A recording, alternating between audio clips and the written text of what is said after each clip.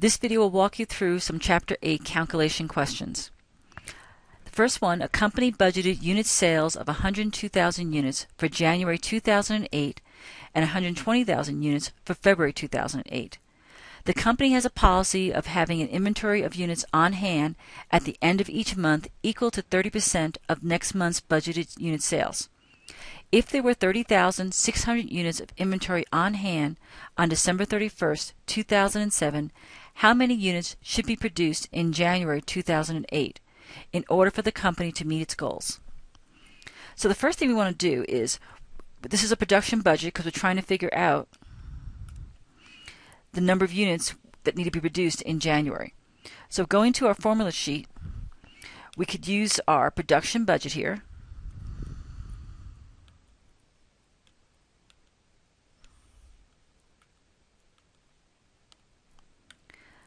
Copy it into this.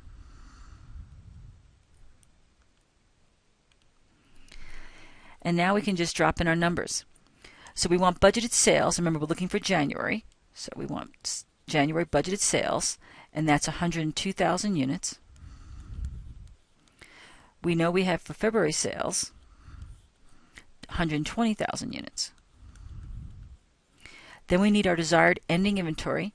Well, it says the company has a policy of having inventory of units on hand at the end of each month. So that's my desired ending, 30% of next month's budgeted unit sales. So next month is 120,000 units, and we want to multiply that by 30%, and we get 36,000 units.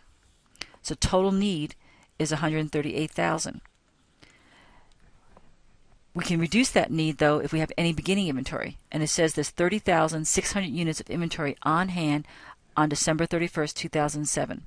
So we're going to subtract our beginning balance, and that's going to give us our total required production of 107,400 units, or A.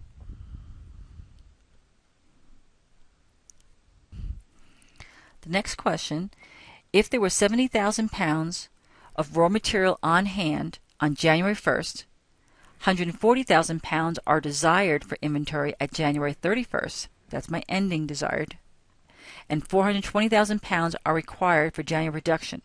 How many pounds of raw materials? So now we're focusing on our direct materials budget.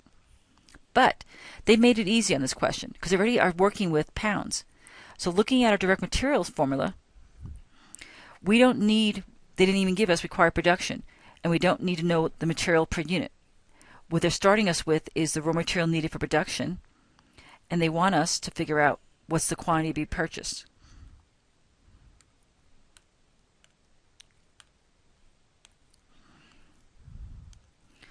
So the raw material needed for production, 420,000 pounds are required for January production.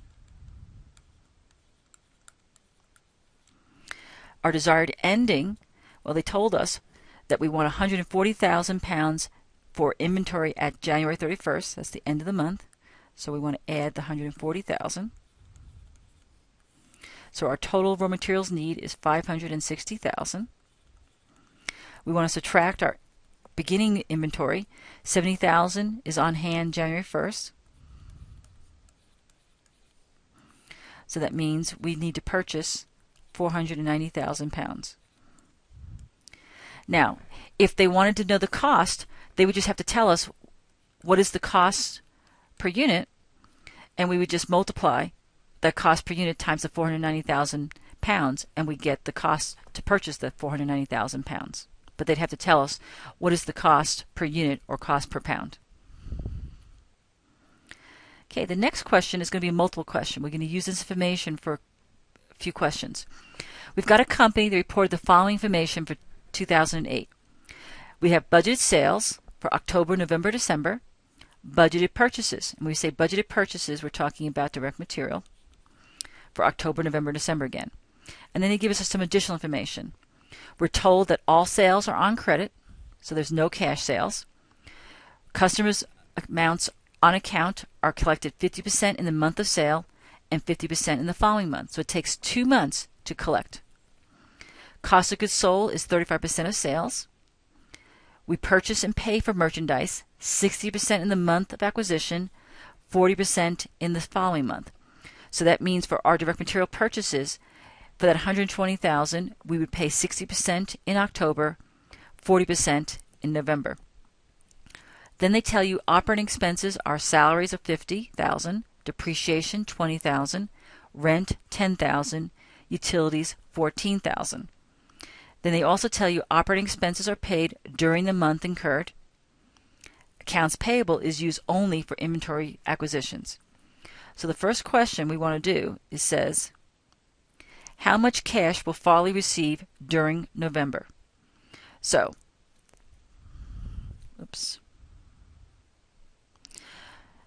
So how much cash? Well, remember, it takes 2 months to get all of our cash collections. So if we're looking for November, we know we're going to collect 50% of November sales in November, and we're going to collect the remaining 50% of October sales in November. So October was $230,000 times 50%, or $115,000. November was $220,000, and we're going to collect 50% of that, or $110,000, for a total of $225,000, or answer C. So again, it's just asking you, when you take 50%, you collect 50% in the month of sale. So we'd collect 50% of November's sales in November. And we're going to collect the remaining 50% of October sales in November. So remember, this is being collected in the month of November. Next question says, how much is the budgeted balance for accounts payable at October 31st?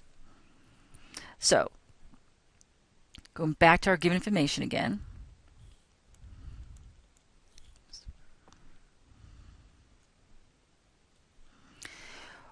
We are purchasing in October $120,000 worth of direct materials, all on account. And remember, we pay 60% in the month of acquisition or purchase, 40% in the following month. So it wants our October 31st balance. So September, we're not given how much we purchased. But remember, this is the October 31st accounts payable balance. We would have paid all of September purchases already at the end of October. Only thing remaining is the 40% of October purchases, which will be paid in November. So, accounts payable, October 31st ending balance is going to be equal to my purchases that I made in October, which is $120,000, times 40%, or $48,000, or answer A. All of September purchases are paid by the end of October 31st. The only thing we will not have paid for is anything that's going to be paid for in November, and the only thing right now that's going to be paid in November that has taken place is the 40% of October purchases. November purchases haven't taken place yet in October. So all we have to be accountable for is what has happened, what have we purchased for through October, and how much have we not paid for. And that's only 40% of October purchases. All of September purchases we paid in the month of October already. And just on that same thought, if I had asked you what is the accounts receivable October 31st ending balance, well, we had sales of $230,000. Now September sales, again, it only takes 2 months to collect. So we would have collected already in October the last 50% of our September sales. The only thing remaining is of October sales, $230,000, we still need to collect 50%. So 230 times 50%, we're going to still collect $115,000 in November, which is why it's the accounts receivable ending balance as of October 31st.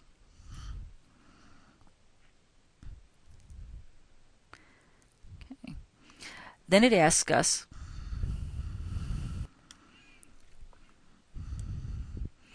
how much is the budgeted amount of cash to be paid for operating expenses?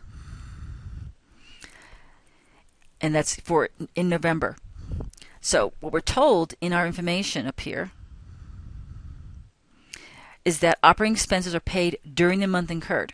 So we look at our operating expenses here, and again, what you want to realize again, it's asking for cash to be paid. So we have to ask yourself, are there any expenses that are not cash expenses?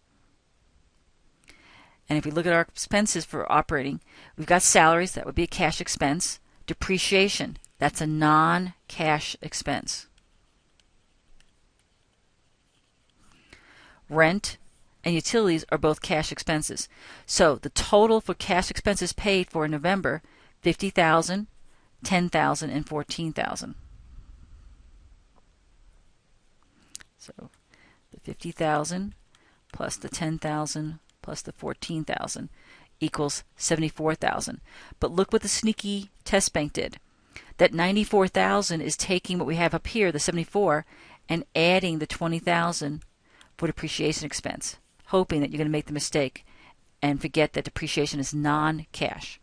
So the cash to be paid for operating expenses is $74,000. If it just asked you what is the total operating expenses for November, just the total operating expenses, then it would be $94,000. But as soon as it says what is the cash expenses for November, it's less the depreciation expense.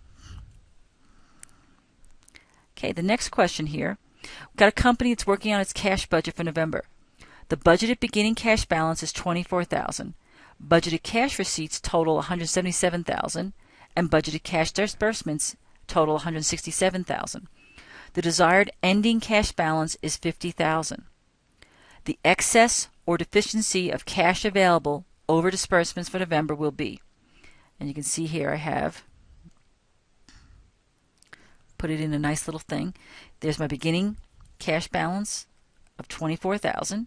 Add to it, what did I collect? $177,000. So total cash available, $201,000. Less, what did I pay out? $167,000. Therefore, my excess that's available, $34,000, or A.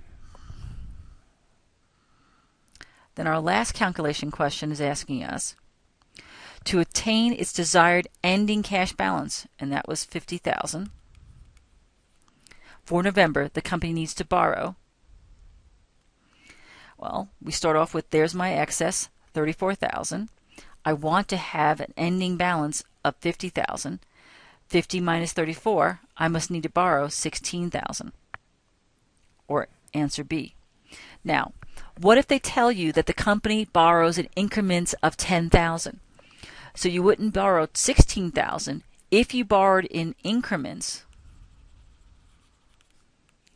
of $10,000, you would have to borrow $20,000. So just read the questions carefully. If it doesn't limit you and just says you borrow what you need, then we only need $16,000. If we borrow in increments of $10,000, $16,000, we'd have to go into increment of $20,000.